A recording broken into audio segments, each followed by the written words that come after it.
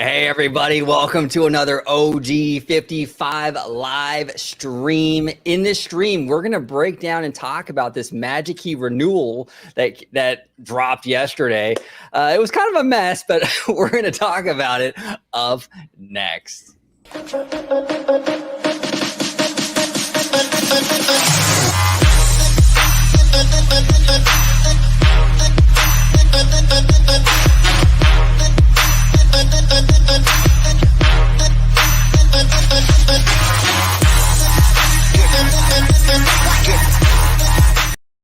Welcome aboard to OG55 live. We'll do it live.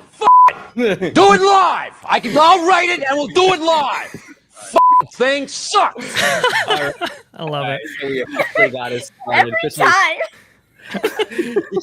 When you go live, you got to use O'Reilly. You got to use O'Reilly. No doubt. It's mandatory for sure. It's mandatory. So today we have a very special guest. First time on the show down below. Kenna, welcome to OG55. No, thank you. I'm very glad to be here. I'm Kenna Bearable. I have a gaming channel on Twitch that I host live when I feel like it. Just not often, but I'm getting there. And I am very pleased to be on here in person to finally, talk about it to more people than just OG and Dre. So well, it's great to have you on, Kenna, and everyone check out her Twitch, and I will be linking her links in the description down below, so definitely check her out. And again, Kenna, thank you so much for coming on. Thank you for having me.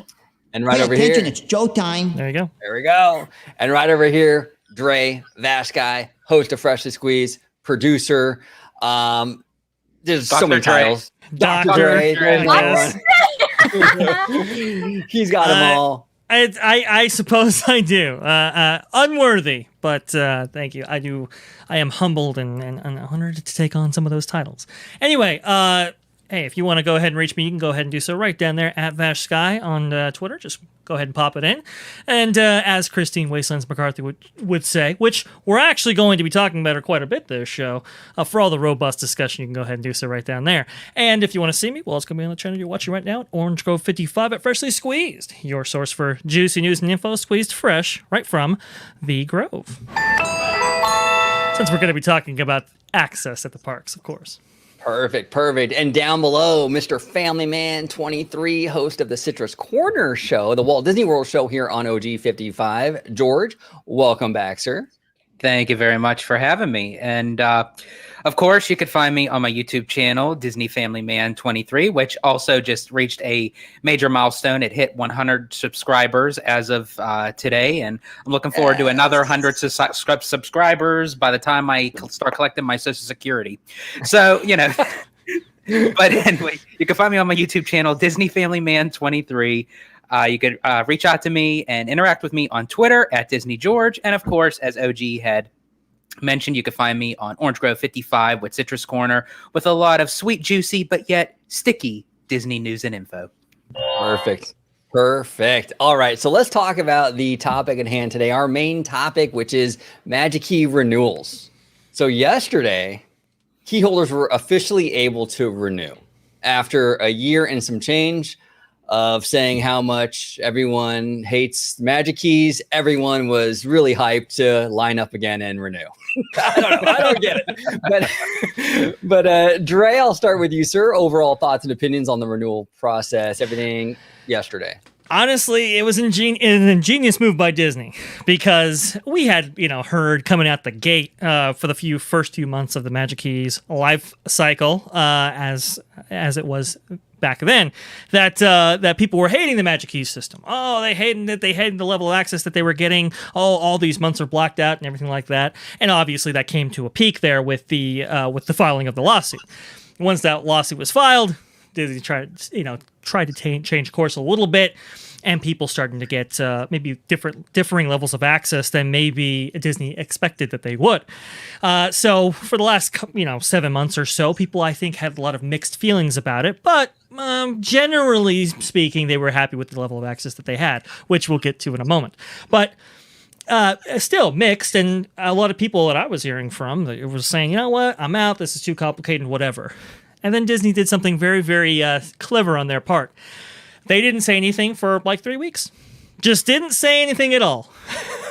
And then that got everybody to be like, oh my gosh, well, I got to have a magic key. I can't live without a magic key. I can't go. I mean, there's no the future for me if I don't have a magic key. And that built up anticipation, which built up a kind of sense of FOMO or demand, right? And that's where you get, people lining up for 4-6 hours virtually.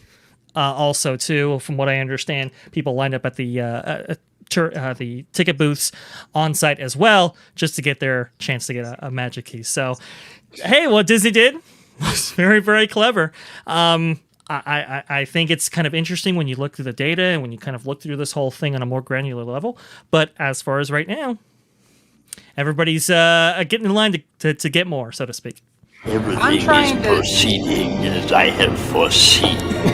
Exactly, right? What I'm trying to figure out is there's people that, still want to renew their magic key, but their expiration date isn't even up yet. And yet they're the ones that sat in line for 4 to 6 hours. I would have waited, me personally, because my magic key expires September 18th, which I'm not going to renew. I'm not even going to touch that. So, but if I was going to renew, I would at least wait till the mad rush hour, so to speak, of people flooding the website would die down a bit if I had some time. Hey, yeah, Drunk 3PO's in the chat. Nice. Very 3PO. Cool. Kenna, what do you think overall? The Magic Key renewal yesterday, the demand for it through the roof after a year of all the complaining, does it surprise you, not surprise you? Where are you at with this? It does not surprise me in the slightest. I mean, I hate to be that person, but it's the same as listening to your girlfriend who's had, nonstop complaining about how awful her boyfriend is and she can't stand him. Why am I with him? And then he's like, oh, okay, then I'll just go. And she's like, what? No, I need you. I'm getting back together with him. Oh my gosh, I can't live without him. It's like, you don't say anything positive about it. So, I mean, Disney was certainly correct on the whole, absence will make their hearts grow fonder. We know we have them hook, line, and sinker. All I'll just have to do is just shut up for 3 weeks and they'll need me. They'll come crawling back. And they did. So, it's I'm a little disappointed. Kenna, I just have to ask you, who blabbed to you about my high school drama? It was your wife. She and I are real good friends now. So. It's a trap. There you go. It's crazy though. It really, the level of demand for these renewals was absolutely, surprising to say the least for me, because maybe it's because we're in this bubble, right? And and sometimes you have to step out of it a little bit and sort of understand, like, okay, we're in that kind of Diz community bubble, so the demand is a little different than like with the normies. Hi, but man, normie. Normie. This is why. But, but for like to hear like a year of a lot of unhappy key holders, and then like just this rush to renew, like let's just all stand in line again and renew. I was really, really surprised. Oh, Drunk 3PO. Thank you, Drunk. Thank you so much. Thank you so much, man. One of my favorites. OG, shh. Drunk 3PO. Want me on? I'll drop this line. Nice. Oh man, I think even OG would drop this live if Drunk 3PO invited him. To be honest with you, fair. No problem there. No, but as a normie though, seeing this, I'm really not that surprised. Millennials are there's a running joke of the adult Disney fan base of the millennials, and they love complaining about things, but then not leaving it. So, right. And me as a Gen Z, we don't take that. We're like, okay, bye. Peace. I don't have to deal with you. Well, and I respect that. And that's the thing. That's kind of where I'm at with this whole thing is like, because I see a lot of people, and I made a video about this, right? Like, why are key holders stressing over these renewals if they're so unhappy? And a lot of people were like, well, you can have complaints and still renew. And that's true. But there comes a point when you have to put your foot down and kind of say, I'm not going to do it anymore. Because if you don't vote with your wallet, nothing's ever going to improve. Thank you. That's like all I can say. Oh no, go ahead, go for it. It's okay. Sorry, it's just I have gotten Dre will know this. I sat down like ranting about how ridiculous this is because the best thing that millennials can do, especially since they're like the biggest reason that Disney is as successful as it is because of that childhood nostalgia. I don't have that. A lot of my generation doesn't have that same Disney nostalgia. And so all they need to do is to say, hey, we don't like this. You need to cut it out. Or we're going to not buy this. Disney will be like, oh, yeah, right. And then actually put your money where your mouth is and not buy it. Otherwise, they're going to push you around and do whatever they want. And Disney knows that. And they know they have it on every single person that walks through that turnstile because at the end of the day, people will still do it. Now, in my case, I'm going to sound like a hypocrite because I'll still go to the parks because I love going to the parks. However, I had both the Magic Key for Disneyland and an annual pass, the Incredipass, the highest pass for Walt Disney World. I'm letting both of them go. So in a sense, I am kind of making my stance on it because I don't want to deal with all that. And based on how many times I go to the parks and you crunch the numbers and everything, it's best to just buy the base ticket. Because I had this conversation with Dre, because if you buy a base ticket and you stay on property, more so for Walt Disney World, because with Disneyland you have to take out a mortgage on your house, just to stay at one of the hotels. Oof, but you're guaranteed the X amount of time of reservations to go into the park. So if you're there for 10 days and you're staying on property for 10 days, you're guaranteed those 10-day reservations. Yeah. Right? Yeah, Right? I mean, and basically, George, what you speak about is, and what I tell people all the time, you accepting it has now made it acceptable to do. Basically, you've made their behavior acceptable. You made how they treat you acceptable. You've made how many perks that they include acceptable, and people just line up for more. And it's like, understand, folks, they're exploiting that. They're exploiting you in doing that, but. C'est la vie, I suppose. But this is why I brought Kenna on here, because like she said, she is Gen Z. And like I've said before on this show, the new generations don't necessarily have that kind of embedded connection or that kind of what should I say, that kind of reliance on Disney that other people have, because I believe at a time when the company was inculcating that kind of culture, it really did spring up this kind of generation that we're living with now, which is like, huge demand for their products, huge collectors and so forth. But that's not necessarily, a forever thing. And, kind of a reflection of that. That's why I say, like Universal, for example, they have, a lot of IPs and franchises that some people deem to be more relevant, especially in the case of Harry Potter when it comes to Kenna. And look at me.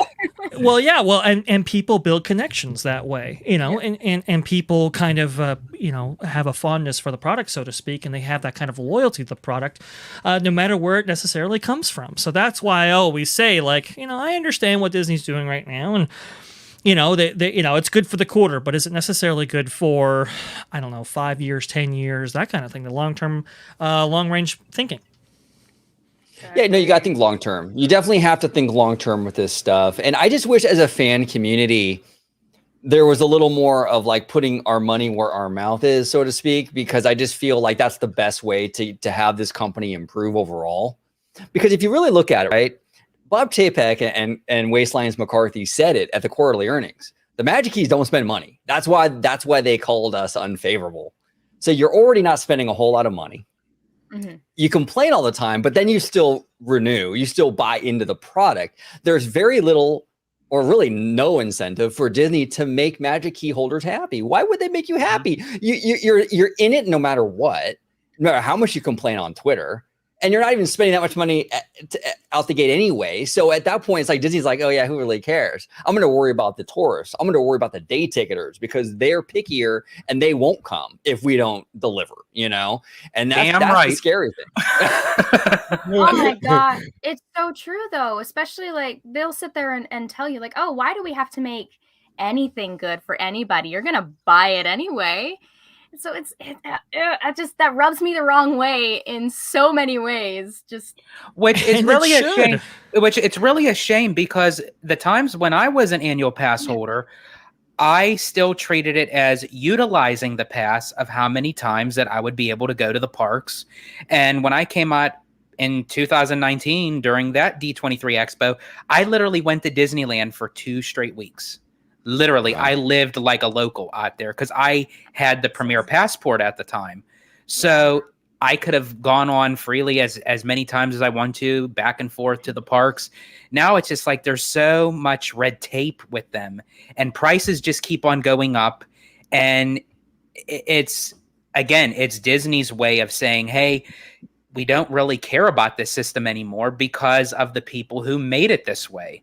And that those people are the fans that kind of back Disney in the corner. So what are they going to do? They're going to lean more towards the people that are just going to buy the base ticket that will buy. But at the time when I was an annual pass holder, I still treated myself as spending at Disney. I didn't see it any other way. Yeah, oh yeah, interesting. no. And I think that's actually like one of the biggest things, though, that I think a lot of the pass holders and the people that complain but then continue to renew and buy into it is that they don't seem to realize their nostalgia kind of blinds them to the fact that Disney's a business. This is a corporation. They do not give a crap about you unless it affects their bottom line and their long-term financial goals. So the only way to get there to be change that you desire to make it better for pass holders and other people is to vote with your money, is to tell them what you want with your money and then follow through with it, because they're not going to listen to you unless it affects their monetary gain. Right. Absolutely. 100%. You have to vote with that wallet. Go ahead, Ray. Oh, no, I was going to say, no, absolutely. You have to vote for your wallet. And go ahead and show my screen to OG just for a second here, because absolutely. I wanted to go ahead and bring up this poll. Now, this is a poll done by Imagination right here. Twitter poll, I understand, is limited. It's only a sample size of 54 votes. But I wanted to bring this up just to kind of illustrate this point right here and what Ken is actually referring to. Here he asks, how satisfied are you with the Magic Key program? And you can see right here, let me go ahead and see if I can make it bigger for y'all. If I can, that'd be great. If I can't, well, you're just going to have to live with it. Okay, there you go. How satisfied are you? Okay, so 11% were satisfied, 88% were unsatisfied. Okay, fine. That same, those same people that he was, asking the question to, he then asked, are you renewing your Magic Key? And look, 33% still said yes. So it's like, and that's the kind of, I think, positive attrition that Disney wants, right? They don't want necessarily everybody to renew in order to kind of more manage and control that population. But you still have a great amount who is willing to do so. 20% more than maybe was alluded to in the prior poll. So it's like... And I honestly think it's higher than that. I think it's easy to vote on a poll, but what I'm seeing on social media is everyone's itching to get back into the system. And I mean, these polls are one thing, but what are these people that voted that way actually doing? They're renewing. Most of them are, at least, Oh yeah. 100%. Now this is a little bit more, again, it is MiceJet, so you have to kind of think of the, people that go to MiceJet, right? MiceJet's not necessarily, I would say, a positive Disney site, and the people, therefore, are going to be maybe a little bit more critical of Disney than other sites. So I just want to go ahead and put that out there. That might skew the results a little bit. But even here, right, 28% say that I'm giving Disneyland a break for now. Fine. But the second most is the Inspire key. That's what people are going with at 22% right there. And then, you go down the line from there. And it's like, let me see if there's another poll here that kind of illustrates the point here. Yeah, too. Okay, 34% say that I'm done with Disney for now. But, so many of them, I'll renew if the price doesn't go up too much. I'll absolutely renew at almost any price. It's just people Disney has this data internally. They know you're just going to renew. They know that no matter what they provide you, you're just going to jump in line and ask for more. And it's like, man, at a certain point, guys, I mean, and we've seen the explosion of prices. I think it was MiceChat who said that back in 2018, the kind of comparative level annual passport, I believe, was the Signature Plus, and I think it was like maybe $1,100 or so, and now it's $1,600 in just 4 years. Why'd that happen? Because they know people will take it. And by the way, the valuation between those two products isn't even nearly the same. Remember, with the 2018 and 2019 annual passes, you had no kind of reservation system to contend with. And yet they've implemented a reservation system, severely limiting your level of access per year. And they've charged so much more, and people still get in line. So what does that tell you? Yeah, and Alia brings up a brilliant point, which Alia does very often. But she says, irony is, if nobody renewed the Disneyland annual pass, aka Magic Key, Disney wouldn't care. It's a win-win for Disney. She's absolutely right on that, because Disney definitely has had a desire, and not just recently. I remember back in, a decade or more ago, reading Mice Chat articles about how Disney really wants to rein in the annual pass numbers. Yes. They do want to mitigate those numbers. So if people fall off, they're not crying over it. I mean, that's the interesting thing. And that's kind of like the balancing act, though, with voting with your wallet, too. At what point do they start to get nervous? Because I think they do want some attrition. They do want some people to fall off. But at what point does it make them feel uncomfortable? And that gets us to the issue of where they want us to be. But go ahead, George. I was just going to say, and a big contribution to that point is, honestly, I'm just going to call it out like it is, are the vloggers. The vloggers are literally using Disney as a platform for their own personal business. So what they're doing is they're going into a business for their own personal business and saying, hey, look, I'm here, I'm live, I'm doing this, I'm doing that. Send me $20, and people end up doing it. So it's like, so really, what is Disney benefiting from it? It's people using them to get money off of other people just because they have a higher platform on social media. And I hate to really say that, but it's the truth. Oh yeah, no, 100%. Like, I'll see things because of Dre and Ma and all. We watch a lot of, some vloggers that do certain things in the parks, like live streaming, but live streaming specifically for the purpose of gaining as much money as possible. Which, isn't that against their theme park terms of service? I mean, it is right on the edge, because you're not supposed to solicit anything while on property, but wouldn't that necessarily fall under that? It's a very gray area that you bring up an interesting point here. Aren't they taking away funds from Disney by doing that? Because they're essentially going in for free if they go in all the time just to make themselves money. Couldn't they write that off on their taxes? Like, that's where it starts getting a little stickier, and I think Disney's going to start cracking down on that, because they're going to start noticing that that's not helping them. And they actually encourage, when they go live or when they make a video, they say, hey, you know what? We're saving money. We're bringing our lunch. You can too, yada, yada, yada.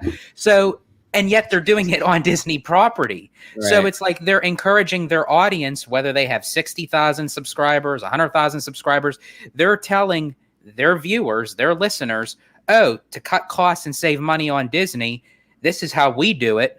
But you could send us your money. We'll have a grand time with it at Disney's expense. Refunnel that over to us, please. Right. Here's the thing. I don't ever do like in-park vlogging. And overall, I don't necessarily mind vloggers that do, as long as they're doing it in a respectful way, right? If like you're going into the park and you're respecting the guests around you, and you're not ruining anyone's time or videotaping people that don't want to be videotaped or whatever, that's cool. That's totally cool. I mean, that's awesome, But if you're going in there and disrespecting people around you, paying guests at that park, and they feel uncomfortable with you there, and you're filming them and they don't want to be filmed and things like that, that's when you cross a line. You have to you have to think of Disneyland like going into someone's house. You're a guest in someone else's house. This is not your home. You're a guest. You be in your best behavior. You respect the rules. You do what's told of you. So I think as long as the vloggers go in there and do that and respect the rules and the people around them, yeah, you're good. But there are some, like you guys mentioned, that don't. And that's where it's a real problem. And it ruins it for everybody then, This is why I've advocated for like a vlogger type pass system that is only handed out by Disney and heavily restricted and regulated. That way you can kind of inculcate a better culture while at the same time allowing the access that I think vloggers really want and require for their channels and so forth. At the same time, I think Disney does put up with a lot of the vlogger stuff because it does promote the parks and so forth. So there's kind of like this reciprocating factor there. It just has to be reined in a little bit, and I think Disney can actually do that by very strategic means. But that kind of brings us to the question of Real go quick ahead. though, I do want to say though, they do the thing with the vlogging thing though, the live Sure. streamers, it's Go sort ahead. of a double-edged sword though in terms of promotion, in my opinion, because go ahead. it could absolutely encourage people to go into the parks, because that FOMO element, like, you know what I'm saying? It's a real thing. But there's also that element of like, if something isn't great, like if you have people in the park going, oh man, that new Dole Whip sucked ass. That was horrible. Mm-hmm. Well, I don't know if Disney necessarily likes that though. So now you're actively telling people, like potential customers, not to try this. It's terrible. So it cuts both ways, kind of. It could be great for them, but it can also be not so great, depending on what the review is. That's true. And that's why that vlogging pass would probably have some maybe Stipulations.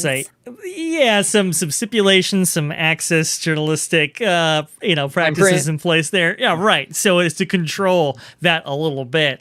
And Disney to say, could do like, it. Oh, good. And I'm so worried about like if the vloggers are going to go into Disney and then like complain about Disney while they're at and making money off of Disney, like if they start doing those little, you can just bring your own food in here and boom, you save like $100 a day. Who's to say they're going to start saying, you know what, you can't bring food anymore from the outside. Exactly. You have to eat it here. Who's to say that they're not going to start knocking things down that make it harder for regular folks? Well, and we've seen that, right, with kind of the TikTok generation, especially, right? I believe there was this woman here who walked into the parks, right, and she purposefully, maybe had a more revealing top on underneath a sweater or some sort.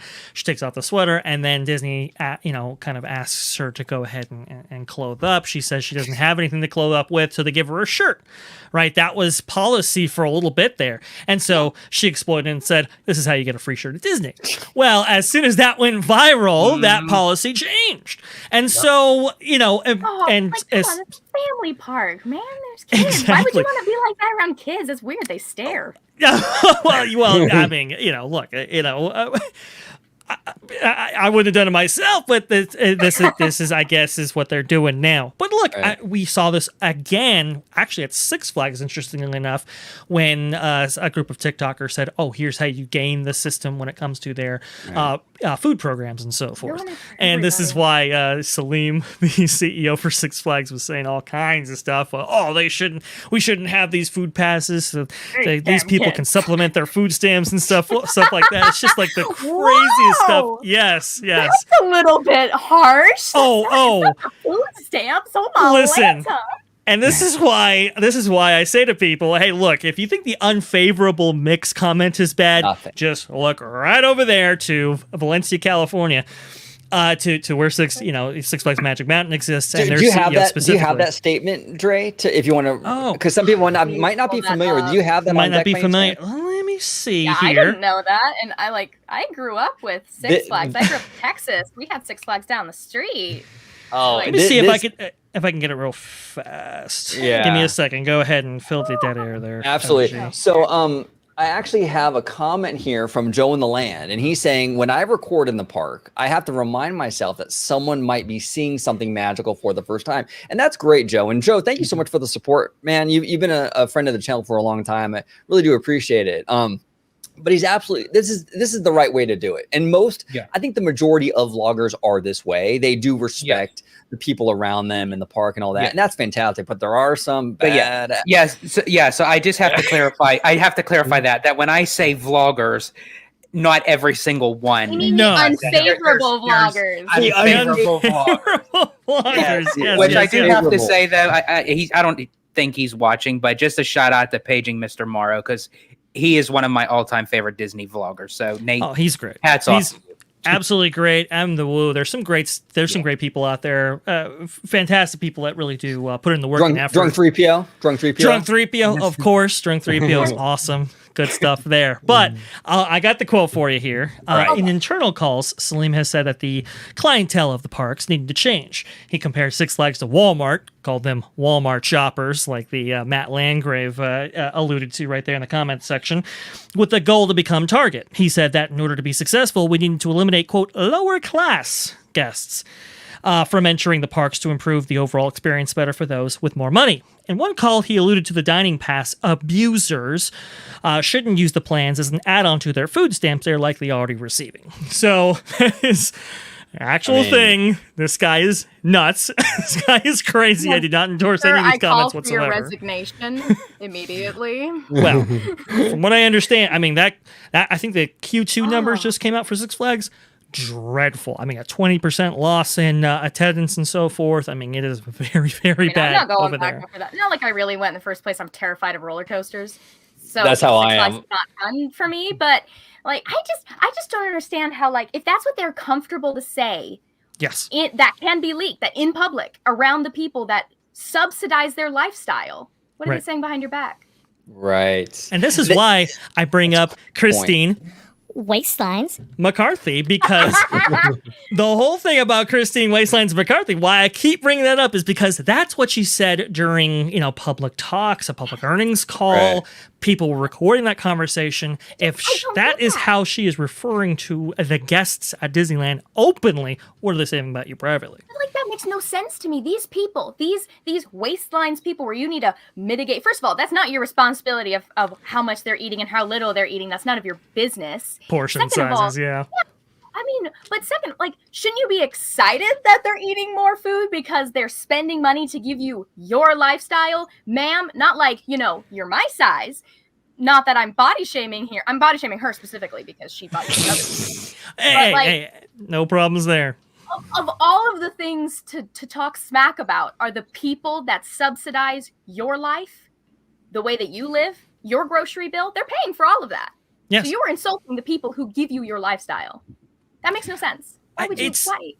It's wild. It's crazy. And yet these executives, they do this kind of stuff flippantly. And it's like, look, listen, look, we might all have certain thoughts, but that doesn't mean you vocalize them in any manner whatsoever, and especially in official capacity like that. So it's just, but folks, I mean, these same people are the people that are exploiting your nostalgia, your love for this stuff, and so forth, in order to get you to, pay a higher price for their products and so forth. I mean, it's really tough. But let's go to casuals comments. But I wanted to include that there is a place for APs, and I don't think a lot of people maybe understand where that place is going. So we'll touch on that shortly. Oh yeah, no, I definitely want to touch on that. Casual says here they have always talked like that about the unfavorables. They're just more brazen now. Yeah, that's true. And look, I don't necessarily disagree with Disney when it comes to having to mitigate the amount of the key holders. I do think that we do have a problem here at the Disneyland Resort with too many Magic key holders or annual pass holders. I do think it's become a major issue for the resort. And like they said, they don't really even spend that much money, right? Mm-hmm. I mean, so I do think it's a problem, but there's a way to do it in a more tactful way, I think, absolutely. I mean, it's totally understandable. They have a fixed amount of space, physical space that you have to occupy. There's fire safety requirements that they have to abide by. And on top of it, you want to make, as the whole point, first of all, Disney's, again, it's a business. It's trying to make as much money as possible. If you're not spending money, you are unfavorable to them, to their bottom line, to what they need to make for their quarter, whatevers. So naturally, they're going to want to skim off the top of the ones that maybe are not spending as much as others in that. So that in that sense makes absolute sense.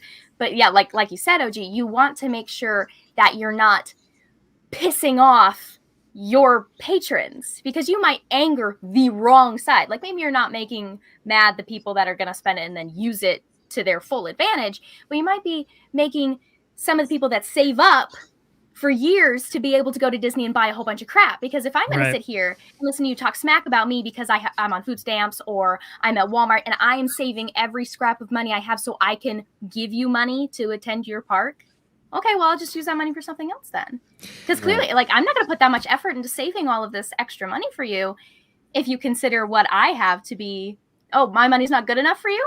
Okay, I'll put it somewhere else. Right. No, 100%. That's it exactly. No, yeah, that's it exactly. I would hope that some of these executives maybe get off the high horse a little bit and just recognize that before the social media age, maybe you can get away with some of this stuff, but now post social media, I mean these things go viral and these things remain in the public consciousness for a long time, maybe even years. So it's I think it's appropriate to recognize that. I'll say this: they do have. It's tough because, like you said, Ken, they do have a fixed capacity. So, how do you kind of adjust your product offerings in order to entice the highest spenders in there? And I think one of the ways I think they want to do that, at least now, is to kind of limit how many of these annual pass holders actually come in so that they could have the most capacity available for those who are likely to spend more money, and that's domestic and international tourists, right? And look, listen, when they had plans to go with a loyalty program, there might have been ways to delineate between those annual pass holders to ensure that more of those higher spending APs actually get in. But because they didn't implement a system like that, the only way to delineate between the various demographics is to do it post-purchase, not pre.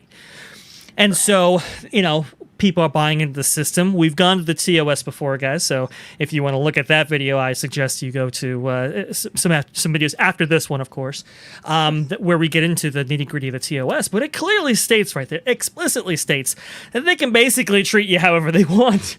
They don't have to guarantee you a day of access, right? Yeah.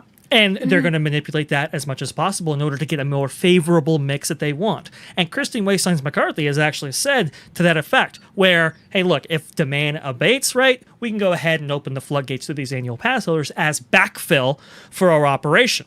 Right. But at this point, in her words, they're not at the point where they're where demand has abated.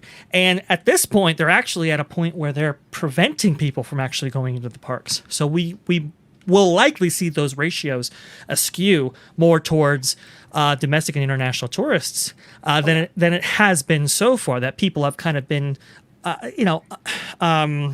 what is it? Oil? Yeah, I mean, exactly, right? It's unintentional, right? But people have kind of been conditioned to expect a certain level of access. Don't expect that continuing, however. I think the mindset going forward is, hey, look, listen, if we have a light day, we'll open some annual pass holders. If we don't, we might close it off or close it off entirely. The TOS actually states, hey, the number of blackout dates that we give you, like the Inspire Pass, for example, right? It only has 10 blackout dates. You might have an 11th one and not even know it. Mm-hmm. That's what they've said, and I think that's what they'll do. And that really is as a company or as a place, a privately owned business, basically what Disneyland is. Mm-hmm. They have the right. I mean, it sounds nefarious, but they definitely have the right to say, well, we only want this many people today. Yeah. I mean, any business can kind of do that, Yep. But that's why it's important as a consumer, though, to know that. Just know that up front before you renew. Like they could really cut down that reservation bucket on a dime. Oh yeah, and they said they might, they're likely to, and that they can. Right. Because the key holders just don't bring a lot of money in. What they do is they bring a lot of bodies in the park. It makes the parks busier, but they go for a few hours, they buy one meal and they leave. And that's not doing Disney any good. And now that key holder who spent 2 hours in the park buying $22 worth of food took an entire day from somebody that might have spent the entire day there and bought 3 meals, merchandise, the whole 9 yards. So it's definitely a problem. And they're reining that in. I'm telling you. And George, you alluded to this, by the way, this kind of this pass holder behavior, especially from certain vloggers. You want to go into that? You don't have to mention names, but you just want to go into some of those behaviors that we've been seeing lately? Yeah, recently it's almost like going in 5 minutes before park closing, mind you. 5 minutes, going live, walking up Main Street to the castle, saying, oh, we're going to close down the park, what have you. We're in the last 5 minutes. People sending the money just because they're in there the last 5 minutes. That's a whole reservation that could have been for me, for Dre. And speaking of which, because the last time we were at Disneyland, Dre wanted to have an extra day, possibly, with me and my friend Mindy. And on a dime, could not get a reservation. Could not. He had the tickets, but could not get a park reservation because it could have been X amount of vloggers or what have you that want to go in for an hour and sometimes, as I mentioned, 5 minutes just to get paid with their Patreon accounts. That could be, and they didn't spend nothing. I'm not going to mention any names, but they spent nothing. Not OG mentioned $22 worth. They didn't spend a quarter. And it's like, why? Right. And you really think about this. Are they really going to Disneyland just to say, hey, I'm in here for the last 5 minutes? No, they're doing it for their own personal well-being so they can make a buck. Right. No, 100%. And our buddy Showcase here says Tokyo Disneyland didn't bring back their annual passes. Why didn't Disneyland do that? That's interesting. I did not know that. Tokyo did not bring the annual passes back, which is also very telling. Because it shows you that the end. Well, real quick, it just goes to show you that the annual passes over in Tokyo don't spend any money either. Is what it shows you. It just breaks it down. I wish the domestic parks would just follow everything that Tokyo Disney does, because Tokyo Disney does everything grand scale. With their spendings, with their budget, with their technology. So if they were to just follow, I'm sorry, of how the Oriental Company runs Tokyo Disney. It's called the Oriental Land Company. Okay. I was like, it's called the Oriental Land Company. The OLC. I was like, oh my god. That came out a little bit bad. I just wanted to go ahead and clarify that's what the company is called. It's not us. Okay. All right. Japan is always kind of ahead of everything except for society.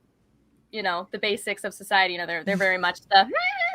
So that's the thing they need to fix. But yeah, no, like, come on, guys. Come on. If you really want to, like, pick the people who, like, come in or out of the park and who's going to spend the most, you should probably get rid of the payment plans. Yeah, probably. Yeah, exactly. Yeah. Like, look, I love the idea that anybody, regardless of your financial status, could get into Disneyland. But what, you know, as a socialist, liberal, blue-haired psychopath, you know, I would love the idea of Disneyland being open to everybody, but we have to also be aware of the reality of the situation. Yes. And Disneyland is a luxury. And also the fact that Disneyland is not a bank.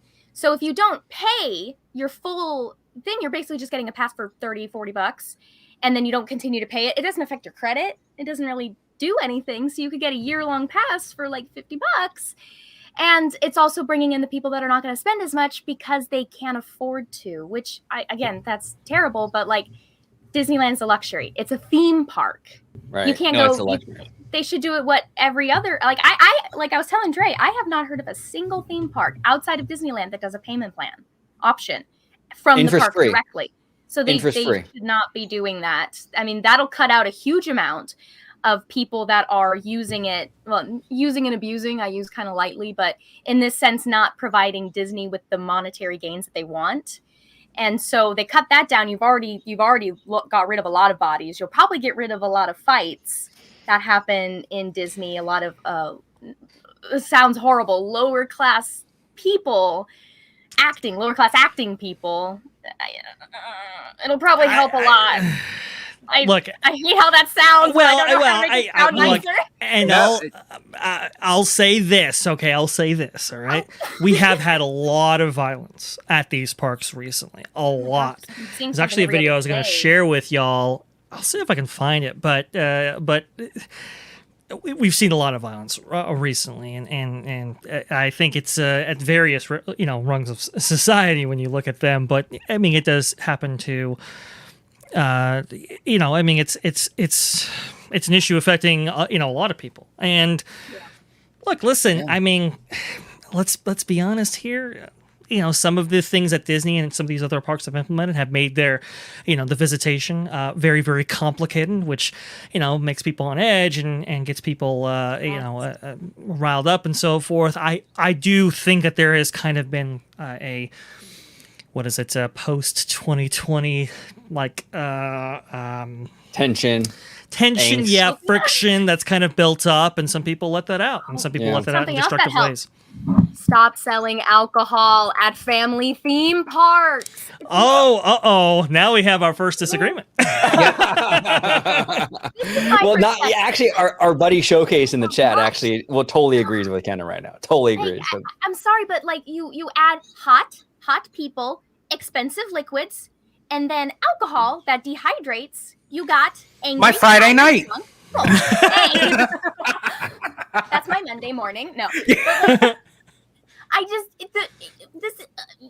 children are here. Children are here. They probably get enough drunk belligerence at home. If like there's a reason I don't ever want to have children. I will have to be drunk 90% of the time to even barely function. So the idea that all these parents are walking around with a squalling 3-year-old that won't remember this anyways because it's magical. Dude, the first time I went, I was 21 and I went with Dre and his family. It was great. Don't get me wrong. I met Winnie the Pooh and I was ecstatic. Okay, now, Kenna, tell us how you really feel.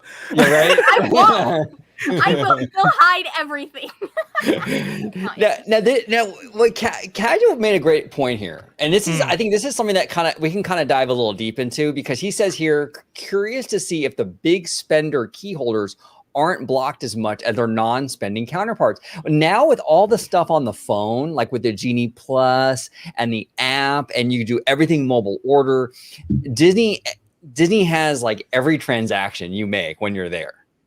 So I'm sure there's some sort of analytical thing on their end. They can show like the higher paying passes. Maybe, I don't know Yes. if they're able. Well, I mean, they can definitely, and they would never say this publicly, but they can kind of put them into buckets and just, you know what I'm saying? And that's one of the things that we were thinking might have been taking place behind the scenes. Now, we've seen no evidence of this, but one of the things people were thinking was, well, if you're logged into your account and you're a big spender, might you get some access that other people don't because of how much you spend. Now, they could do that if they wanted to. I don't know if the TOS actually explicitly states that, but they do state that like your specific access, right, is basically at the discretion of Disney, which basically implies that they could, I believe, if they wanted to. And that's a kind of pseudo loyalty program, maybe that nobody sees maybe on the front end, but that's kind of a pseudo implementation of a loyalty program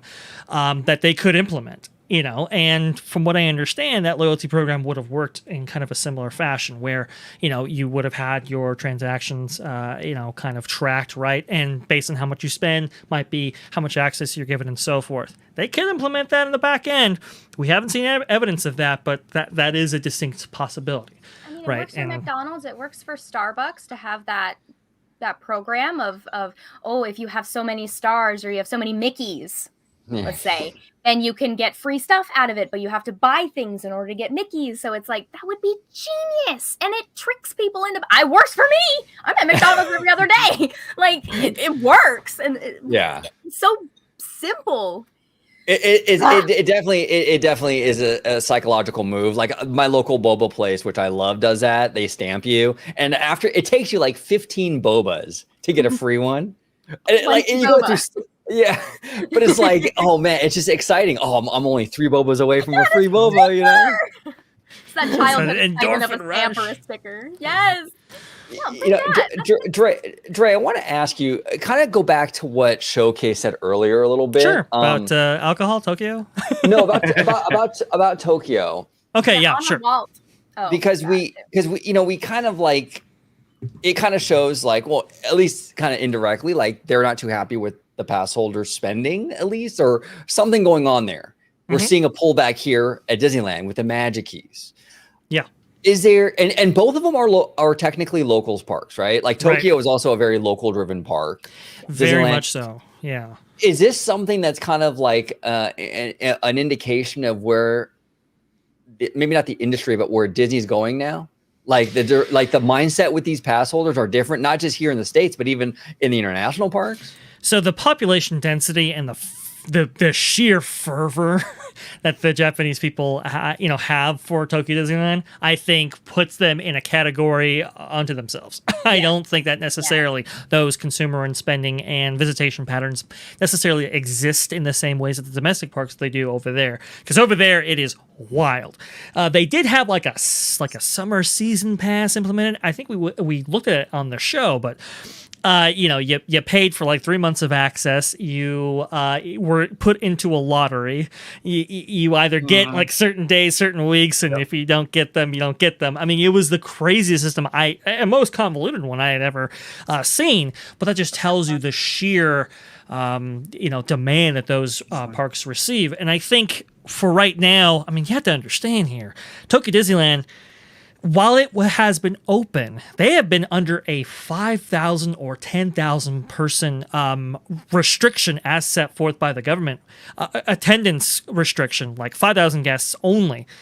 And I believe no alcohol sales and some of these other restrictions. And they've lived with them for, months. Now, think about it, 5,000 people in a park. I mean, I don't even know how you keep the lights on at that point, because some of these parks, I mean, they're built and refined to hold, 50,000, 60,000. So that's a huge capacity drop off, and obviously spending went down as a result. So I think Tokyo is in a very unique position. I think the Oriental Land Company, what they want to do is, I think they want to, maximize spending in order to kind of regroup, so to speak, get some of that revenue that they have lost back for so long. And I think that might be influencing their decision not to actually debut an annual pass holder program right out the gate, similar to how Disney didn't either for about 3 months there. Yeah, and it shows that they like maximize profits. So the one thing they leave out is the pass, which kind of goes, to back to the unfavorable thing. It's these passes just are not that lucrative even over there. Yeah. It's weird. I mean, it's. I think they want to generate as much revenue as possible. I think a lot of people are excited about the prospect of going back to Japan and visiting those parks. And you've seen their merchandise program and so forth. It's tremendous. It's unlike any other anywhere else in the world. And I think they really want to capitalize on that initial demand before debuting a system that might offer a little bit more accessibility for their parks. Now, our buddy Showcase is saying actually those restrictions are gone now. For Tokyo.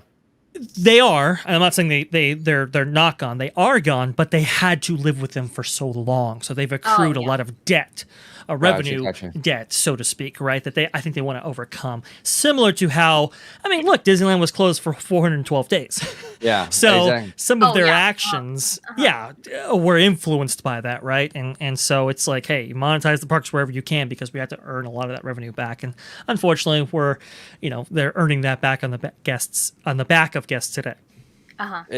It's crazy. It's absolutely crazy. It's going to be a wild ride. It's going to be a very wild ride with these passes. We talked about it many times on the phone, Dre, where they're really going to, with the Magic Keys, they're really going to exercise their right to turn on and off that flow. But and I got into that discussion with somebody today on Twitter, a little bit of back and forth there, and the suggestion was, well, I think they've come to a good mix right now, and they've gotten better at through those ratios and so forth, and the level of access. And it's like, understand, folks, that their hands were tied when it came to the ratios that they wanted to implement. As soon as that lawsuit was filed and the prospect of a class action actually came up, in order to prevent as many people as possible from getting onto that class action, it was make the Magic Key holders a little bit happier than they had been, right? And to head that off with the pass. Access did increase. A couple of reasons for that. One was a lawsuit, but two, it was the slower seasons in January and February and so forth. So that's kind of why that's been happening, no question. But as we come into the holiday season, and as they've protected themselves from further legal exposure, expect access to drop off. That's just how it's going to be. Oh, yeah. We've just seen in the quarterly 3 earnings report that there was an unfavorable mix. What do you think they're going to do? They're going to get back to a more favorable mix that generates as much revenue as possible, especially as we go into the high demand months of October, November, and December. Right. No, 100%. 100%. And How do you block people in the chat? Yeah, exactly. Right. I don't know who that is, so I'm lost. I'll just laugh because everyone else is laughing. Theme Park Wizard is our buddy, but he's over here trolling us with the Newsom is the best. Reelect the man. Who's Newsom? Funny man. That's my question. Hi, Theme Park Wizard. Gavin Newsom is the governor of California, and unfortunately, he is the main reason as to why Disneyland was closed for 412 days, along with other theme parks, mind you, as well. Oh, that's right, because of the shutdowns. Yes, because of the shutdowns. Yes. I'm following. I was like, and then he famously told us all to time to grow up. Time to grow up. Time to grow up. So yeah. He's my Yeah, it was a moment. It was a moment. Yeah, he's something. But let's pivot now to some Walt Disney World. A little Walt Disney World. They haven't added yet, but they are planning to. It was leaked by our buddy, I believe, Mickey Views. Oh, Dre has it. Let me go ahead. I actually don't. Give me some time. I got to bring it up. No give me a second here. I will bring it up real fast, though. Yeah, it was Mickey Views. Yeah. Wow. Yeah, he shared someone else's leaked video. Right. But I don't remember the other gentleman's right name. Here. Let me go ahead and copy this into this right Perfect. here, and boom. Because this is fascinating. We touched upon this the other day. And one second. yeah. Okay. So George, last conversation we had about this, you were not a part of that video. What are your thoughts on them, from what we're seeing here, adding Walt Disney, some more history, nostalgia to the Enchantment fireworks show? What are your overall thoughts, man? This honestly really excites me because this is what should have been from the get-go when they were incorporating elements from Walt Disney World's 50th anniversary. This is what needed to be done. And I actually think not even just because of the backlash of what happened at Disneyland when we all took to Twitter about them not having Walt's dedication speech incorporated into Disneyland's birthday, but I also think this specifically was because of the surveys that Disney had sent to fans, because I was actually one of them. And one of the surveys actually had mentioned about this particular fireworks show. How did you like it? How does it differ from Happily Ever After and Wishes and so forth? And I believe, correct me if I'm wrong, but I do think that there was a point of time where they asked, was everything that was incorporated into the fireworks show to your satisfaction? And I think that was kind of interesting that Disney would ask that they would even consider the fact that guests would be thinking that way. Well, guess what? We are. But I am glad to the fact that they answered to the call, that probably based off of how many surveys that they got. Right. And I've seen Enchantment in person my last trip, and I have to say it was okay, but nothing special, and it had nothing to do with the 50th anniversary. Yeah. So I think that this can kind of tie into the ending of Walt Disney World's 50th anniversary, but the beginning of the company's 100th anniversary. So, totally. And honestly, no matter what the situation is, Walt should always be incorporated, whether it's a small dose or an excessive dose. Walt needs. And the hard facts. Those are hard facts there, George. And the hard facts. Hard facts. No, I do agree with you. I think a lot of to give our viewers a little bit of enhanced understanding for additional clarity. A lot of the previous celebrations of these parks had always been kind of nostalgia trips, right? They'd always been kind of like, hey, remember the memories that you've had at this place that has developed and grown over these last number of years, right? And I think for the 50th, especially as it compared to Disneyland's 50th, coming off of Disneyland's 60th celebration, I think a lot of people wanted to take that nostalgic ride for Walt Disney World, right? And just they just weren't offered that. Maybe a little bit in the merch department, no question. But I think overall, I think a lot of people felt that it was lacking, especially in that. And interestingly enough, Disney did put out surveys that indicated, hey, why were you necessarily unsatisfied with the 50th offerings? And one of the responses was, hey, it just didn't have enough nostalgia. It didn't have enough, Disney history and Walt and all those kind of things. And so when you look at that video there, including Walt in, maybe a prologue or something to this fireworks show that was really, it made its debut during the 50th for the 50th. I think it's definitely a step in the right direction. I do agree with you, George. Walt should always be included when it comes to these historic milestones for these various parks. No, 100%, 100%. I think it's a great move. It's definitely, I think Matthew in the chat said, a reactive move. It is reactive. It's absolutely. This was not a planned thing. They're like halfway through the 50th to go in there and to change the fireworks show right now. It's an awkward time to do that because you're not even really close enough to the 100th yet. You're still like 5 or 6 months away or something like that. Right. So it's like, obviously it's in response to the surveys. It's in response to what they're hearing on social media. Yeah. When Disneyland, when someone forgot to push the button and play the Walt Disney speech on July 17th, right? Remember that? I'm sure that played a factor. I'm sure that played a factor in all of this too. They saw the outrage. A lot of mainstream media outlets ran with that story. So look, I mean, they were kind of trying a little bit to minimize Walt there for a while. They got the pushback, and I think we're back on track now. So that's so weird to me. I mean, my opinion, is as the normie opinion, it seems very odd to ever not have Walt show up. I mean, he created it. It's right. Walt Disney World, Walt Disneyland. And I'm glad.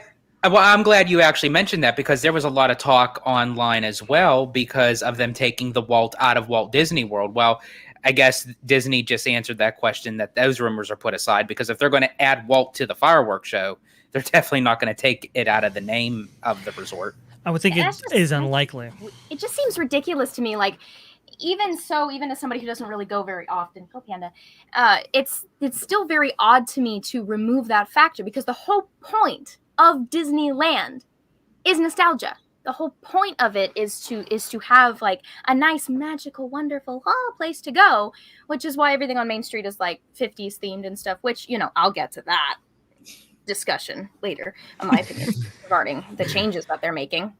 But I believe she's referring to the changes at Downtown Disney as refers to Robert and Shaz's kitchen. Gotcha. Heard like 87 of my insane architectural ramblings and design ramblings from, because I have no one else to ramble to about that, so Dre has to put up with it. It just, I don't know, it makes no sense to me, like to try to erase the creation of this park. Like, are they trying to make it more of a modern thing? Because if they do, that's really weird and that's going to backfire and that's really stupid. Just saying. No, it is. And when we've talked about before on the channel where the one thing that makes Disney so special is that history with Walt that everyone's so familiar with because Uncle Walt was on TV all the time. He kind of brought us into the process. Exactly. You remove that element of the company and it becomes Paramount, Viacom, any other movie studio, which those studios are fantastic, but it's not the same. And it's the Walt Disney story and the Walt Disney element of Disney that makes it so different. We got a super chat, by the way, from our friend Rudio. Yes. Bro, we gotta have that guy back on. We gotta have Rudio back on. And Rudio says, here's to hoping the Disney 100 is going to be as good as Disneyland's 50th or 60th anniversary to 100 more. Miss you, fellas. Rudio, we miss you too so much, brother. Yeah. We got to have you back on one day, brother. Absolutely. But thank you so much, man. Thank you so much. And I agree with him. I really hope the 100th kicks butt like the 50th and 60th. I really do. They got to go all out with this thing. I mean, I want to see it in the theme parks. I want to see balls it on to Disney the wall. Plus. Balls to the wall. Oh, here we go. Right. Balls to the wall alert. I thought that was a dinosaur for some reason. I'm sorry. I'm still in the middle of Jurassic Park. Dinosaur.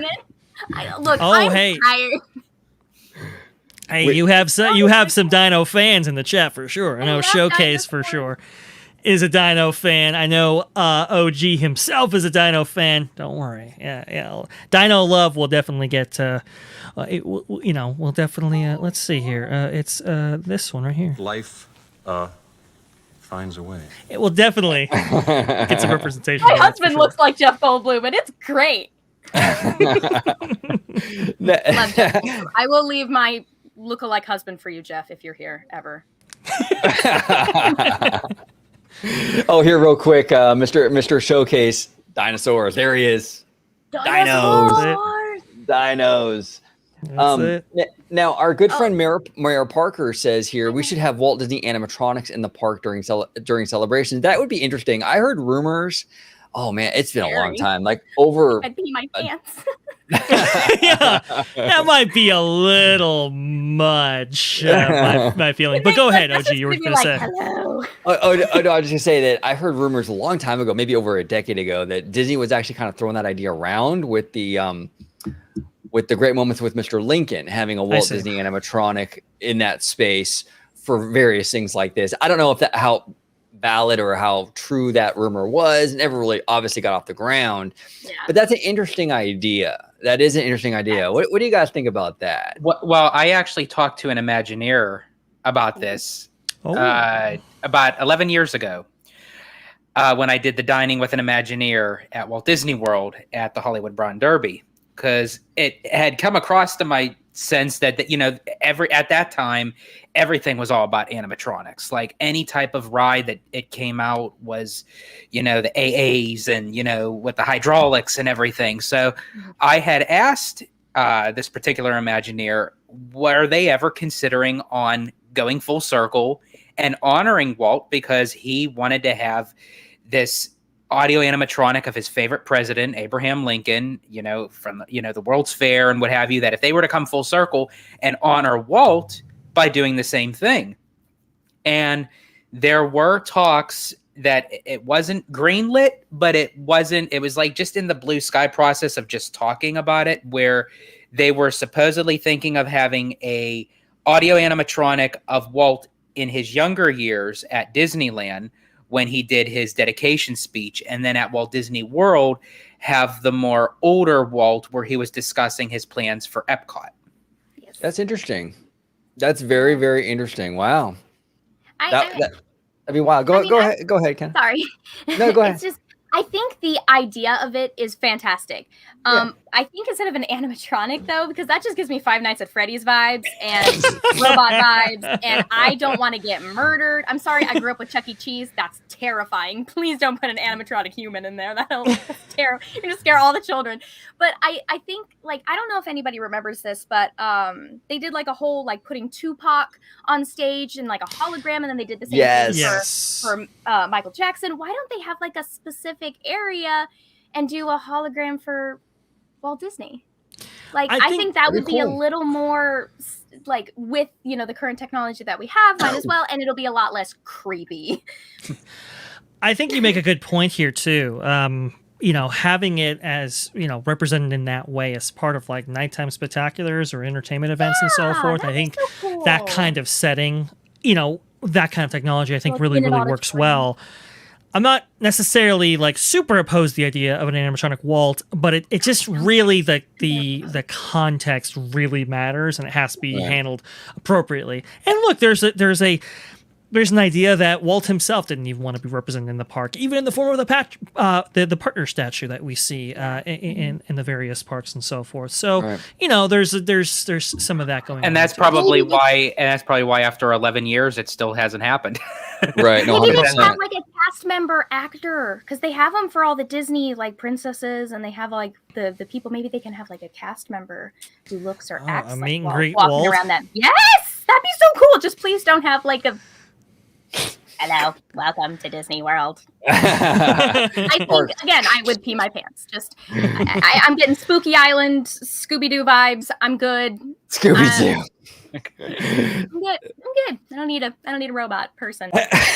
Now Michael Meets the Mouse says, "Hey all, I just wanted to say I really appreciate these videos. I am constantly watching and I appreciate them." Walt Disney World cast member here. Well, thank you, Michael. We appreciate you. Thank you so much, man. That's awesome. Thank you. Thank you so much, brother.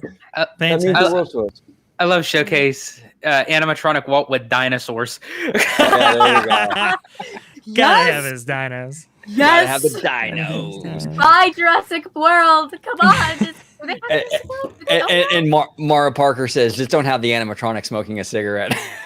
Oh yeah, that's another. That's a thing, right? Yeah, no. Ooh, have it be a pipe. Now our good friend Alia says, probably why no animatronic in Cosmic Rewind. Disney surveyed people that have the same opinion about animatronics. Some view them as creepy. That's an interesting opinion about that, Alia, because we do know that in this age of Bob Chapek, the surveys matter. The surveys matter, and very data driven. Very data driven, and who knows? Maybe that was a factor involved in something like that.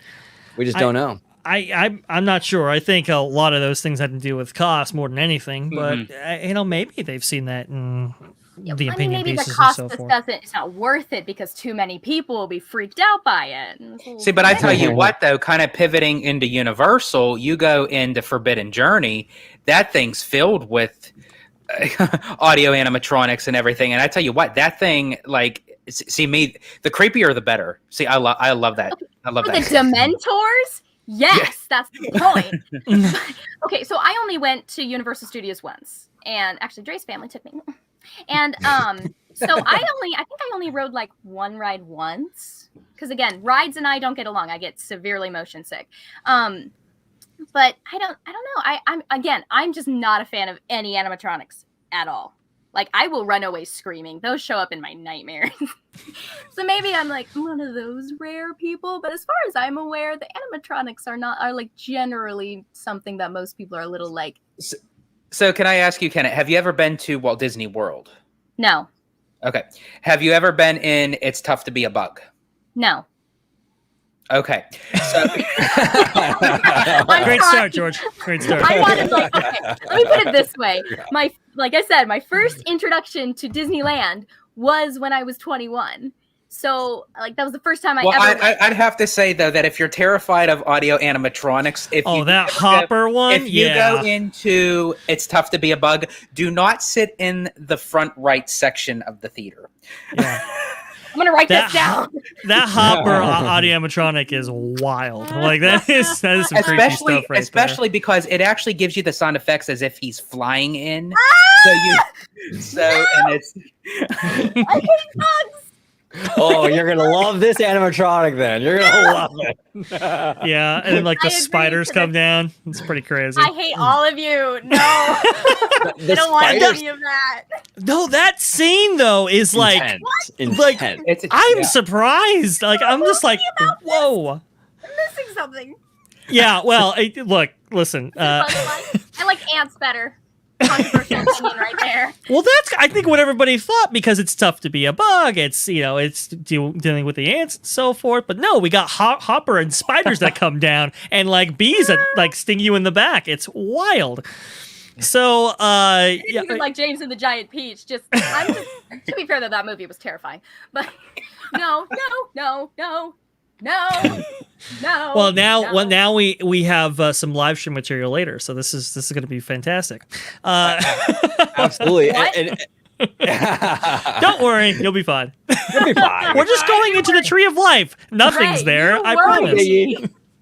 No biggie. Now, Marty Snyder is saying, be interesting how many Splash animatronics gets repurposed. That's interesting, yeah. Marty. I'm very curious about that as well. I hope they reuse as many as possible. Also, we heard the other day, Dre and George, about how I forgot where we heard it, and I'm sorry if you guys can remember. I think it was WDW Pro from that park place. It was WDW Pro. Yep. WDW Pro from that park place. Check them out. They do phenomenal work over there at that park place. And Pro, we had him on here. He's fantastic. But they were talking about how the Belle animatronic from the Tokyo Beauty and the Beast ride is going to be the same technology they're going to use for the Tiana animatronic here in Splash Mountain. And I am 1,000% on board with that. The animatronic over there in Tokyo is one of the most lifelike, fluid figures I've ever seen. Let me see if I can bring it up. Actually, Yeah, bring up the article. That was fast. That was really fascinating, and it was. Yeah, you're right. It was pro because that audio animatronic specifically of Belle, it was more than just. It's almost like a carbon copy of the animated film, literally. Oh, okay. It's literally, nothing like cliche about it. I mean, it literally is if you taken the animated figure and literally molded her into a 3-dimensional space. That's literally how realistic this audio animatronic is. So if they do that for Tiana, I'm definitely, I agree with you, OG. I'm all for that. See that. I would love now, our friend Rudio is saying Splash at Disneyland animatronics are on their last legs. Half of them work and the lighting is janky as ever. Oh yeah, Rudio. I went on Splash on the anniversary on July 17th and the lighting was terrible. I mean, like most of the lights are out. Like some of the animatronics are moving like in the dark. He's right. The ride is in some bad shape. They completely cut the budget. I've never been on Splash Mountain because, heights and I'm going to try, but I know I'm a wimp. I'm sorry, guys. I know I'm such a wimp. I think the fact that there's water will make me more comfortable. But yeah, no. I actually agree with the next comment down with Tanuki. I think it is that projection face thing. I so agree. I mean, it works really well on Haunted Mansion. Yes, it does. I don't know if I'd put that anywhere else though, because it's on Frozen Ever After. They use that for the characters for Anna, Elsa, Kristoff, and the issue with is that new? That's at Epcot. Oh yeah. So, okay. Yeah. So like so, I don't know it. Okay, so cool. it does work really well when it wants to. But if let's see, how do I put this? When the projection doesn't work well, are you familiar with the willow tree statues? Okay. How there's no face, it's just a figure. Yeah. Okay. Think of a 5-foot willow tree when it doesn't work. So this is the Belle animatronic that we have at Tokyo. Good. Yeah. Oh wow. Okay. Oh dang. She moves very fluidly. It's a very impressive. It's a very impressive audio animatronic for sure. And that's going to be the same tech used for our Tiana in our Splash Mountain. So rumor. So the eagle-eye viewers, if you see this piece of concept art for Tiana, you'll see that she's kind of in a familiar stance there with the lantern and so forth. You can see how that juxtaposes with this figure. So it looks like it might be a reskin of this same kind of animatronic base. That's so cool. They should. That looks a lot less terrifying. Though the eyes, will never change of being those dead fish stare eyes. But I still love it. That's what they look like. Just lifeless, just flat. But everything else is great. She moves wonderfully. She's super pretty. I don't want to be negative. I'm just like, it's great. I love it. It's much better than what I was expecting. Here we go. We got to have the dead fish stare eye. Dead fish eyes. Oh, man. Oh, this is going to be a new hashtag. Oh, God. You know what I mean, though. Yeah. Okay. I mean, look, eyes are really difficult to get right. No, even with Lincoln, the very impressive Lincoln audio animatronic with an amazing face that you see in Great Moments, Mr. Lincoln. Yeah. Even the eyes can get a little, if you stare at them long enough, it's like it's very difficult to get. So I'm fully on board. Like I can overlook that as best as possible because that's like impossible to get lifelike eyes that don't look serial killery. So I know that's really hard. I'm more impressed with how smooth and how natural the movements were because that's the hardest. Some of the new figures like Hondo or Rocket that you see in Guardians of the Galaxy. I love Hondo. Some of them are, they are beautiful. They're brilliant. With the level of smoothness and so forth. I agree with Showcase with this one. I really do. I've been on Runaway Railway many times. It's okay. I would actually, with that particular style of the Mickey Mouse shorts, I would rather it just be, in that sense, all screen, because the dimensions of those characters, it doesn't really work well when it comes to the audio animatronics. It just seems too flat for me. Aside from Daisy, when you're in the dance room and everything, I think honestly out of all of them, she's the best audio animatronic in the ride. But as far as, believe it or not, Mickey and Minnie and Pete and some of I'm not a fan of those kind of animatronics, unfortunately. I love the ride. Don't like how they replaced it with the Great Movie Ride, but that's a whole nother story. Right. And I'm really curious how close our version is to the Walt Disney World one, because they're building ours from scratch, from the ground up. Mm-hmm. Very curious what they changed. They said there was going to be new scenes. New scene. Yep. Yeah. Yeah. So it might be more different than we think. We'll see. But now there's still the element of they buy in bulk. They build these attractions in twos because it's cheaper to buy the stuff in bulk. I would imagine majority of the attractions is going to be very similar, but there's probably going to be some elements. Whenever you're not constrained to an existing building, I think it typically turns out better. Not always, but typically does, because you can design around what you need. It's a little easier, Yeah. But remember, fellas, and gal, that just remember that it was impossible to build anything more in Toontown. It couldn't be done. It couldn't be done. It can't be done, George. It's impossible. Yeah, it's impossible. You can't build anything back there. It's impossible. Just like you can't build a third park. Just like we heard it all the impossible, nonsense. But Showcase is funny. Showcase is funny. New scenes can't save that ride. Look, I have not written it. I've explicitly not looked at any videos or anything like that. I vaguely know what happens roughly, but I haven't seen visualization of that. I was actually having a conversation with Showcase about this, the similarities of how I think with this ride in particular, especially for Walt Disney World, I think it would do much better in Disneyland because of the Toontown setting.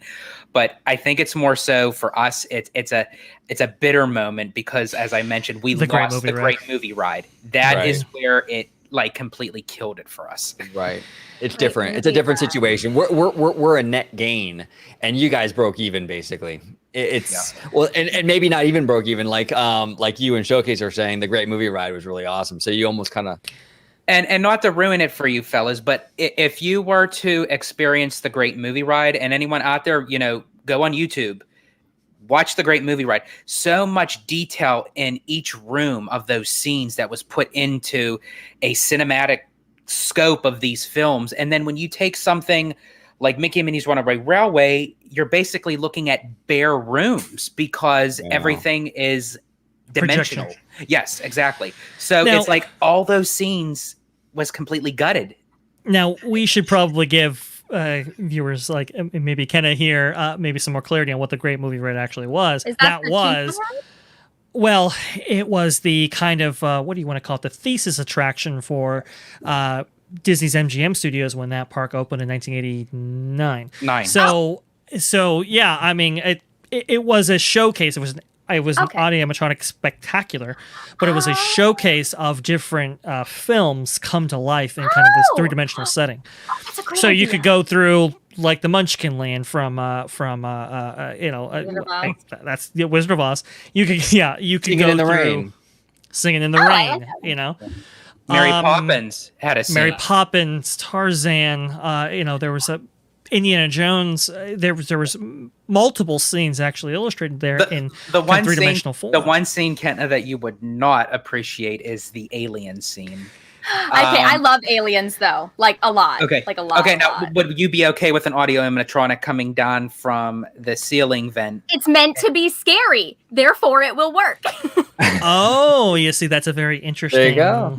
If it's meant to be terrifying, it's doing its okay. So properly. what terrifies you is the things that aren't supposed to be terrifying, but that's what makes them creepy. Gotcha. Correct. Okay. That's interesting. That's actually pretty interesting.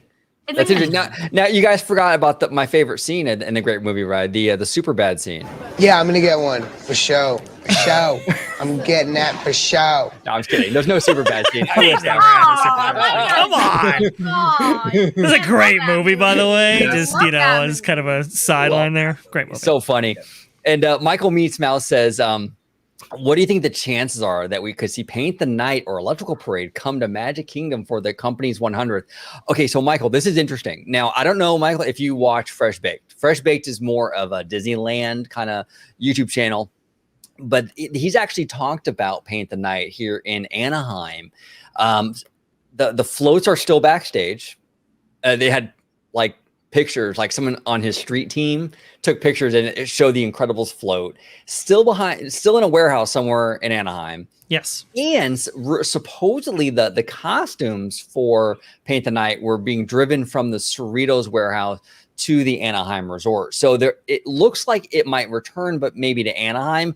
I don't know. We're kind of just connecting dots here. It could mean nothing as well. Maybe it doesn't go to Anaheim. Maybe it does go to Florida. I have no idea, but what do you guys think about that? About this idea of Paint the Night or Electrical Parade going over to Magic Kingdom for the 100? I personally think if it had a higher chance, it's going to just stick around at Disneyland if they were to use them. I really can't foresee them moving that all the way over to Walt Disney World. It's possible. I'm not saying it's not possible. Now, Disney could do anything they want to, but for those chances, I think if they were to do something for Walt Disney World, it would just be something made primarily for Walt Disney World and not necessarily have been used for Disneyland. That's just my opinion. Yeah, I mean the shows. I mean, sorry, the floats, parades. They do travel. Main Street Electrical Parade actually had a quite an interesting run around the world.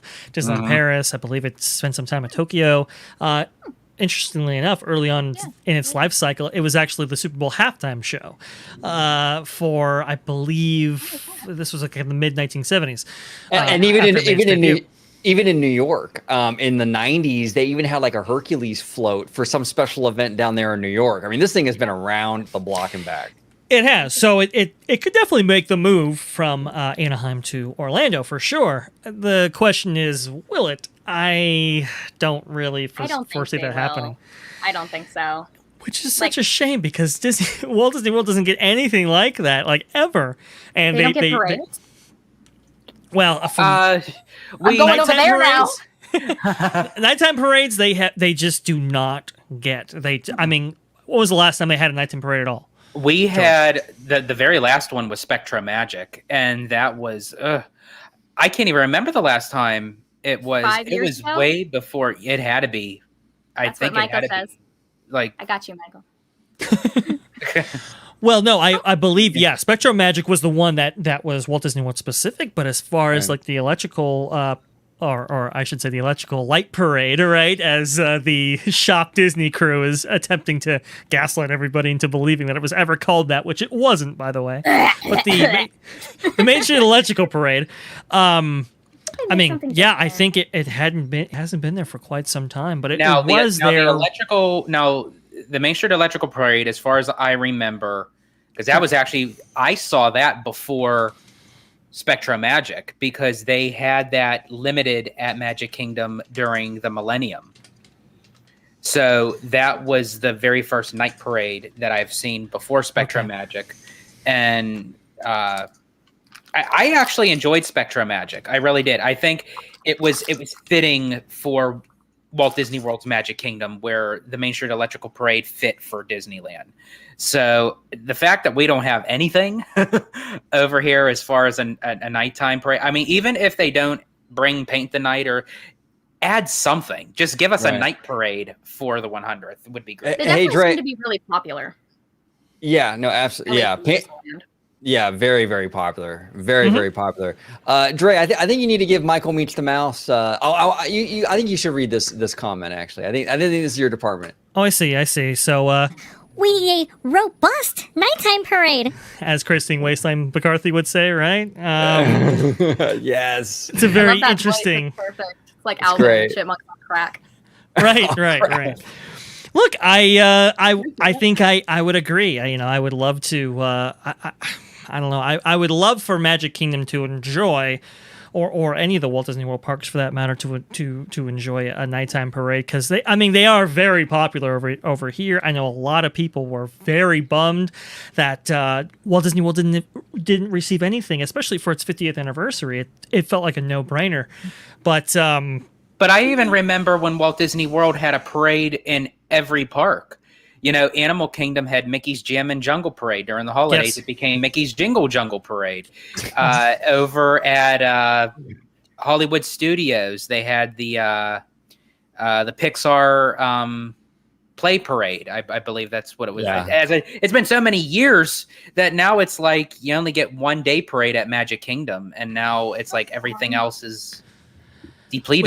Which is a very weird thing, because even operationally, it can improve the operations at your entire park, especially for a 10-hour day or 12-hour day or whatever. It's very, very strange how Walt Disney World has seemingly moved away from parades, Right. unless it is maybe a car cavalcade in Disney's Hollywood Studios or a traditional parade in Magic Kingdom. I don't understand it, to be honest. Sorry. Oh, I'm sorry. No, go ahead. I'm sorry. No, I was just kind of agreeing with the whole, like, it's super popular in Disneyland. And as somebody who does not like parades, it is insanely popular. Like, I'm crawling over people and pouting as I'm sitting and watching it. But I do find it really interesting that as popular as it is, I know they'd never get rid of it. So I find it very, very weird that they wouldn't have it at Disney World. Because, like, isn't Disney World, like, more popular than Disneyland? And wouldn't they have more stuff because Disney World is world versus land? I'm very surprised by that. Yeah, they have Florida for some reason, because Burbank isn't adverse to spending money on these nighttime parades because Disneyland gets them. I think it's a Florida thing. Like I think the management there just sees it differently. Like they don't feel like they need it. I don't know. Do the parks in Florida though? They close kind of early, don't they? From what I understand, they don't stay open as late as Disneyland, do they? Especially Animal Kingdom. Florida? Yeah. Really? Especially Animal Kingdom. And I think a lot of that has to do with maybe a different strategic mindset when it comes to the parks, because there is so much domestic and international visitation at Walt Disney World. It doesn't take much convincing to keep people in the parks longer, whereas a nighttime parade over at Disneyland, I mean, that can be kind of essential to getting people to extend their day out because people go so frequently. But that's right? what Oh, I'm sorry, Drake.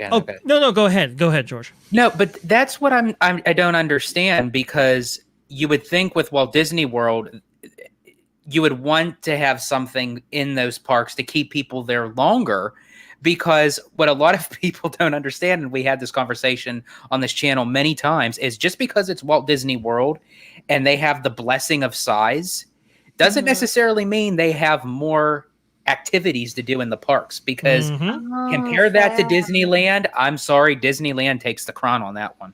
Yeah, okay, fair enough from what I've read. Yeah, and I think that's why Walt Disney World, I think, is, I don't know, complacent with having maybe I don't even think they have a nighttime spectacular at Animal Kingdom, because that park isn't open simply long enough to have one. But that's why, like, Epcot, Disney's Hollywood Studios, and Magic Kingdom. Well, if I'm not mistaken, Disney's Animal Kingdom closes anywhere between 6 and 8. 6 and 8, yeah. Around there, right? Really early. Yeah. What are they doing? It is, and one of the reasons why is because one of their main attractions, Kilimanjaro Safaris, can only run to a certain operating period because it relies so heavily on the animals itself. And so when the animals go to sleep, okay, that makes more sense. Right. Yeah, so operationally, it's always been kind of a hard park, and that's why, Pandora was brought to Disney's Animal Kingdom in part in order to extend people's day out through the amazing visuals that land receives at night. But the bioluminescent forest and so forth. But when it comes to the other parks that have a little bit longer operating hours, usually they'll have one nighttime spectacular, but nothing else to augment that, and it's really a shame. And that's why Hollywood Studios closes early now, because they don't have Fantasmic. Fantasmic is what keeps that park open. Now, that'll probably change once it comes back online. But it depends on now, are they going to start out with 2 shows? Because they always had 2 shows during every night. So I wonder if they're going to slowly integrate it with just having 1 show a night, depending on the cost. They'll probably have 2 shows, simply because it is so much labor just to have it for 1 show, right? Usually they have 2, and it works out better for operational capacity as well, I would think. I mean, there were some nights that Disneyland used to have 3 shows. That's how kind of crazy it got over here. Now, I don't think we'll return to those days anytime soon, unfortunately, but operationally, I think demand says two shows. But the question is when, and I think we'll learn that at the D23 Expo. Yeah, and our buddy Rudio says again, I wouldn't be opposed to magic happens during the day at Disneyland and paint the night at DCA. That would be interesting. Paint the night at DCA is actually, I think that parade fits DCA better. Yeah, I agree. I think it's a little bit more, I don't want to say edgy, but it kind of is. It's not as whimsical and magical as the electrical parade. It's a little bit more like they got a little more pop music vibe going there. It definitely fits that park better. And there's more Pixar in the parade too. And you have Incredibles, you have Monsters Inc., you have Cars, all have representation in Disney California Adventure proper. Yeah, no, 100%. And Showcase says WDW not open late because they're being cheap yield management. That's definitely one of the reasons I will say. Don't understand. It's unfortunate, Kenna, the stuff that these executives do. Disneyland's starting to sound much better. Well, and that's why I'm not necessarily thrilled about them moving from a locals populace, because that locals populace has kind of kept a lot of the, maybe let's say the traditions, operational traditions for sure, maintained for so long. Well, and that's what Wizard kind of touches upon in this comment, where he says new parades and rotations of parades bring us back. Now, Wizard, he's a Disneylander, and that's kind of true. That's the thing when it comes to the local fan base, the key holders who go like 3 days a week, you have to constantly keep their attention because it's not like the once in every 5-year visit, you know? Yeah. Right. That makes sense. I do think that tradition will continue just for like out of state visitors. So they get a lot of their kind of domestic tourists, let's say from like New Mexico, Arizona, Utah, Washington, Oregon, Northern California, and so forth. To get them back, that's where you bust out that kind of those new nighttime entertainment offerings in general. And I think that will continue. It's just as we get away from that, what other things start to fall off, we'll see. Yeah. No, 100%. Now, Kenna, have you seen like Fantasmic and these kind of shows? Yes, I have been forced to watch them. No, I'm just annoying. I've actually my first visit at Disneyland. Dre's mom made sure that I saw Fantasmic. Awesome. But I'm gonna assume it was. We've gone so many times at this point, and it's kind of like blurred together in like one fever dream because I'm half awake through the whole thing.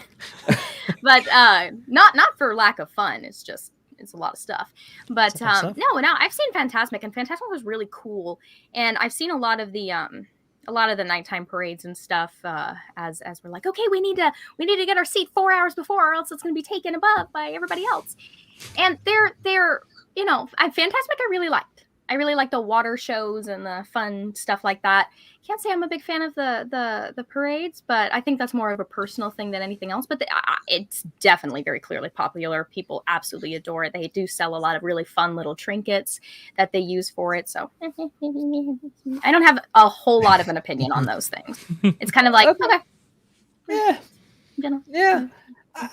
The parades can be hit and miss. Some of them are great. Some fall short. Like see for me, when it comes to the parades, I don't necessarily have to stand there and watch them every time, but just to know that they're there, I can hear them, I can see them in the distance. I love the liveliness that it brings to the parks and energy and atmosphere for sure. Yes, yeah, 100%. Oh yeah, like if I was a kid and seeing Tinkerbell wave at me, I'd lose my mind. So no, it's totally great for the kids. I'm so down to watch little kids freak out because they see their idol going past them and waving at them. So yeah, it's pretty cool. And Marty Snyder is referring to DCA, California Adventure, when he says they just run too many food booth events for long run parade shows. That's interesting. Yeah, they might have to figure something out with that if they're going to start having. They've moved towards a model where they have these kind of long festivals. They have the Food and Wine Festival, obviously, but then they also have the Holiday Festival, which bring in these kind of food booths along the kind of performance corridor, let's say, that they have over there at Disney California Adventure, and that prevents them from actually running some parades on a more regular basis. I would like to see a balance there for sure. Maybe not so many along the performance corridor in order to allow for parades, or maybe a limiting of schedules to get more parades in there. Time frame, yeah, like let's have the food wine parade at this specific time, and then it goes away. So you better get your stuff now. Though lines would suck.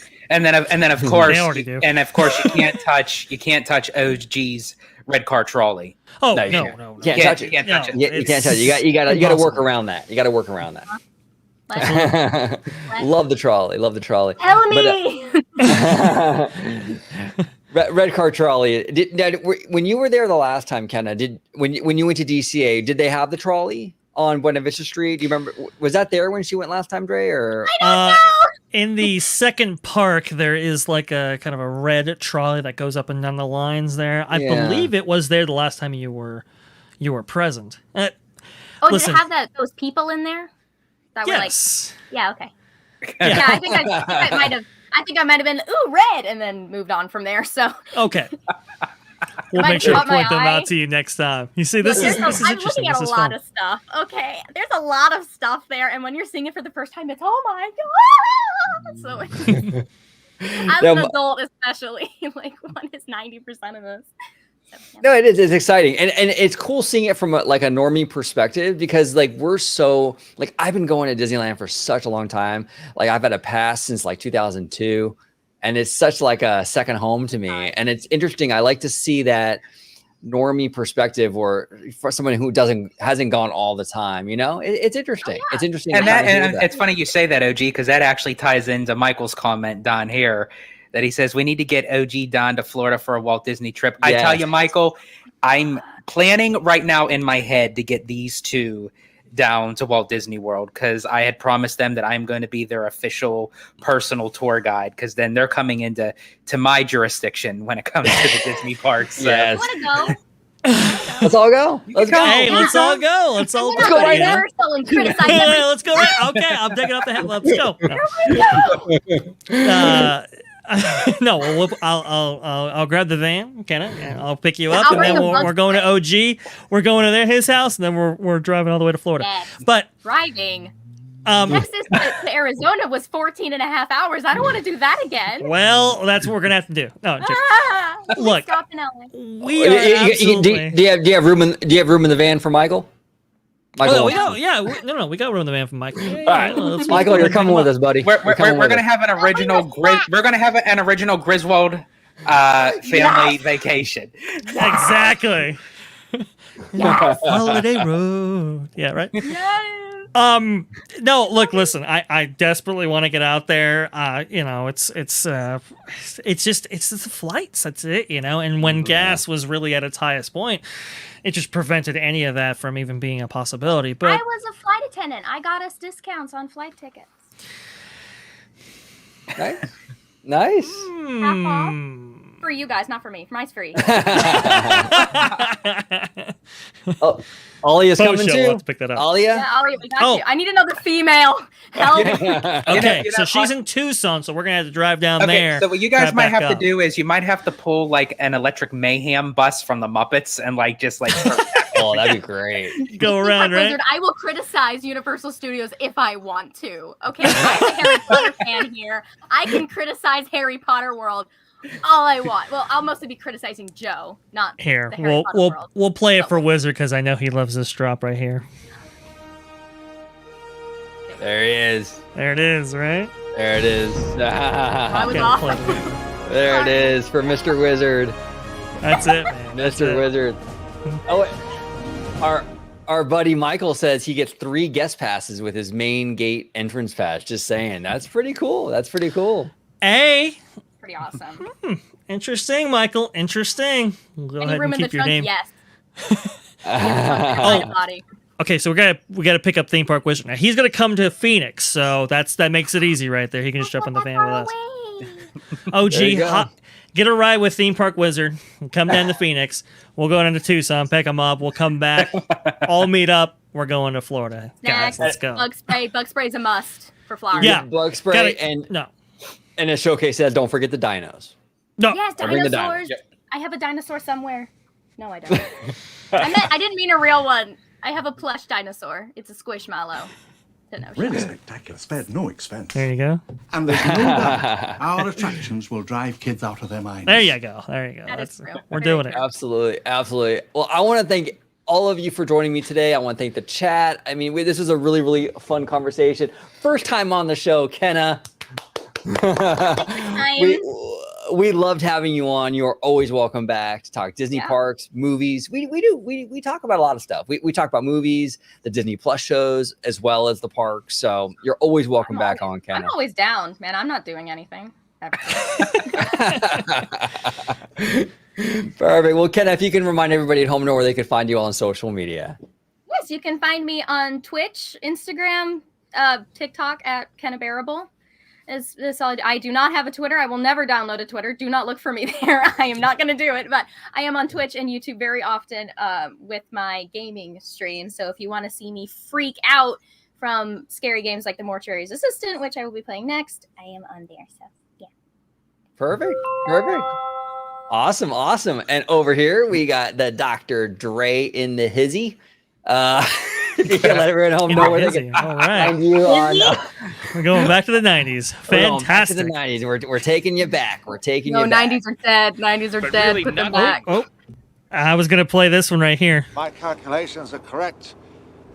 When this baby hits 88 miles per hour. There you go. There we go. We're going back. We're going back, man. We're going back. No. We're going back. Look, listen, I do appreciate you having me on, brother.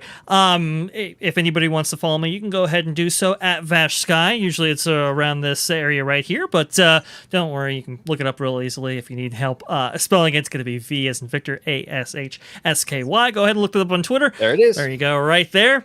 Type that in, should pop up. And if you want to see me, well, it's going to be on the channel you're watching right now at Orange Grove 55 at Freshly Squeezed, your source for juicy news and info squeezed fresh right from the Grove. But really, nothing compares with a there you go. Freshly squeezed. Love that drop. Love it. There we go. Orchard fresh and delicious. There we go. Dre got me the soundboard, so I'm like... playing with it. I'm like, yes. Got to. But Mr. Family Man, if you can let everybody home know where they can find you on social media, sir. Absolutely. You can find me on my YouTube channel, Disney Family Man 23. You can interact with me on Twitter at Disney George. And of course, you'll find me here on Orange Grove 55 with Citrus Corner with all that sweet, juicy, but yet sticky Disney news and info.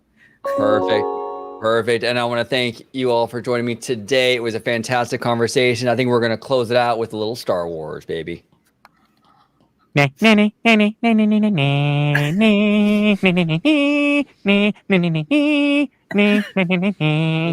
they